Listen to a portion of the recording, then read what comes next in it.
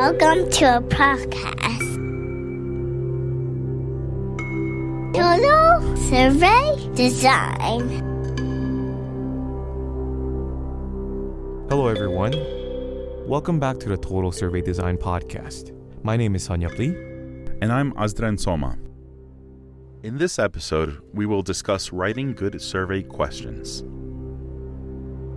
Writing a good survey question means measuring the thing that we want to measure as accurately and truthfully as possible. Whether you're conducting academic research, market research, or just gathering feedback, the quality of your survey questions can make or break your data. Gathering good data means that it will be more likely that all of this work that is being done to create the survey will result in good data. Before we get into writing good survey questions, I want to spend a minute talking about operationalizing abstract concepts. Sociologists and other social scientists often need to measure things that cannot be seen. Concepts like happiness, cultural capital, or power, or alienation, or identity, or the sense of belonging are all the things that are important to measure and study, but that are not easy to measure. Operationalization is a process of defining and measuring abstract concepts in practical, quantifiable terms to enable empirical observation and analysis and research. We will dedicate another episode sometime to this process of operationalizing, but for now, I just wanted to bring your attention to the importance of ensuring that the thing you are measuring in your survey matches the concept or ideas that you want to match. In other words, that your survey has internal validity. But for now, we will go over some of the principles and guidelines of good survey design. The way you phrase your questions directly impacts the quality and reliability of your data. Poorly worded questions can lead to confusion, misinterpretation, and ultimately misleading results. This might seem like common sense, but if we are not consciously aware of the need to match the question with what we think we are asking, it becomes very easy to drift away from the goals of the survey. Our approach to writing survey questions begin with a holistic approach to the entire survey. We consider the goals of the survey, the purpose of the survey, and what it is trying to accomplish. Then we consider things like who is conducting and the population being surveyed. And finally, we would also like to think about how the data will be used. If the survey is going to be used in an academic study, we want to know what variable each question is collecting and how that data will be used in the study. I'm sure most of you have already figured out that survey questions come in various forms, such as open-ended and closed-ended questions. Closed-ended questions provide predefined response options, making them easier to analyze in large numbers of responses, but potentially limiting the depth of responses. Open-ended questions, on the other hand, allow respondents to answer in their own words, providing richer, more detailed responses. However, they can be harder to analyze. Often, surveys employ a mix of open-ended and closed-ended questions to balance out the pros and cons of each form of questions. Now, let's dive into some principles to take good survey questions and make them even better. First, before the respondent even reads the question, you need to give clear directions.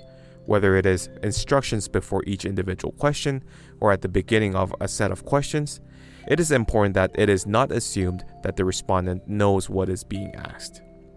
You shouldn't over-explain, but giving clear instructions is important. For example, if you're asking a series of questions asking respondents to rate their support for federal legislation, you may want to give some context to the respondent. Or if you are beginning to ask a set of demographic questions, it is helpful to add a brief explanation that says something like, now we are going to ask a few questions about who you are. Next, it is essential to use clear and precise language to ensure that respondents understand exactly what you are asking. For example, if you ask, do you exercise often? The idea of what is often may be different from person to person. To avoid this issue, a better question might be, how many days per week do you exercise? Also, don't forget to write questions in the question format. Often we encounter questions in surveys that are not in the form of a question. For example, instead of just writing age or name, and a blank space expecting people to respond, it is better to ask these questions in full sentences, such as, "What is your age?" and "What is your name?" While it may be obvious to most respondents that name implies that the survey is asking the name of the respondents, we should not be making these kinds of assumptions. We need to pay attention to ambiguous and jargon words. Keeping your language simple and easy to understand helps avoid confusion. Avoid technical jargon and complex sentence structures. Although you should be cautious not to talk down to your audience as if they were children or unintelligent, you need to maintain your trust with them. For example, instead of asking something like, "What is your frequency of utilizing online banking services?" you could ask something like, "How often do you use online banking?" Similarly, avoid mentally taxing questions or questions that require the respondent to do a lot of thinking or complicated math. For example, asking respondents to rank the order of 4 or more items is shown to return poor data quality. Or math questions, like those that ask respondents to calculate how many calories their last meal was. Instead, you may want to ask questions which get to the purpose of why we want to know those questions, such as whether the last meal was a healthy meal. Or instead of asking how much the respondent's income was in the last 3 months, since you might have a research question that looks at something on a 3-month time span, ask about income in increments that people are familiar with, such as per year or per pay cycle. Check all that apply style questions are also shown to be cognitively taxing.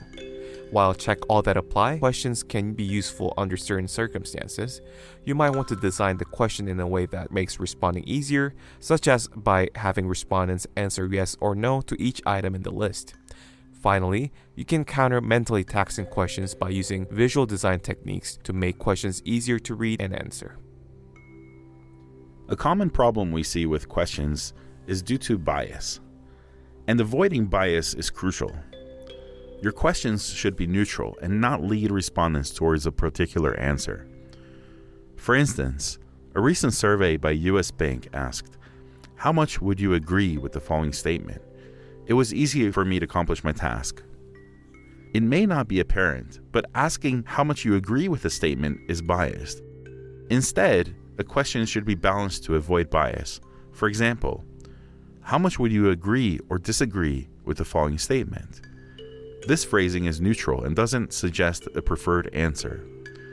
Furthermore, bias can come from the questions being interpreted differently by diverse demographic groups, hence why questions need to be written in a culturally sensitive way that takes into consideration different interpretations. In that line of thought, avoid double negatives, such as, "Don't you dislike the proposed environmental legislation?" Instead, you can simply ask, "Do you like or dislike the proposed environmental legislation?" Leading questions also happen among a lot of motivated surveyors, such as asking a question like, "Which one do you prefer? Wendy's fresh, never frozen 100% beef patties, or the competitor's frozen, gross, fake beef patties?" Such contrasting and biased descriptions could be minimized to reduce the bias from the surveyor's end. Double-barreled questions are a frequent mistake. These questions ask about 2 things at once, which can confuse respondents. For example, with the question, "How satisfied are you with our customer service and product quality?" It might be possible that a customer is satisfied with the service but not the product quality, and vice versa. Instead, the question should be split into 2 separate questions: how satisfied or dissatisfied are you with our customer service, and how satisfied or dissatisfied are you with our product quality. Loaded questions contain assumptions that might not apply to all respondents. For example, "How much do you enjoy our new website?" which assumes the respondent has used the website. A better approach may be to first ask, "Have you used our website?" and then ask about their satisfaction with the new website. Always one question at a time. We would also caution against asking questions that involve recalling a memory. The further in the past you are asking a respondent to recall something, the more difficult it is for the respondents to answer, and as a result, the lower the quality of the data would be. For example, it will be easier to get good data asking what someone made for lunch the previous day than on a particular day a few weeks in the past. These are just a few of the principles to keep in mind to help you create better survey questions. Beyond just thinking about these concepts theoretically, one of the best tools we have to create good survey questions is pre-testing our surveys. Before finalizing your survey, it is essential to pre-test the survey. First yourself, from the top to the bottom, then with a small sample of your target population, but also pre-test the questions with other people you may know, even if they are not exactly your target population. Ask people who are not technical to take the survey, or people who are academics, or your spouse, or your siblings, or your best friend, or whoever is willing to take the survey and give you feedback. When pre-testing, ask respondents to point out what is unclear, if there were unclear questions or specific words, or if they were unsure how to answer something, or if they stumbled on a question and spent too long on it. Asking pre-testers to verbally give you feedback is a way to get them to reveal issues with the surveys which might not have been revealed in written feedback. So, whatever you do, don't just design a survey and launch it into the world. Remember to pre-test the survey and take the time to refine your survey. Asking good questions is a constant work in progress. We want to acknowledge that it is much easier to critique an existing question than it is to write a good question. Therefore, the best thing to do is to just get a first draft on paper. A questionnaire is never perfect, but we can improve on it, bearing in mind all the principles and guidelines discussed in this episode.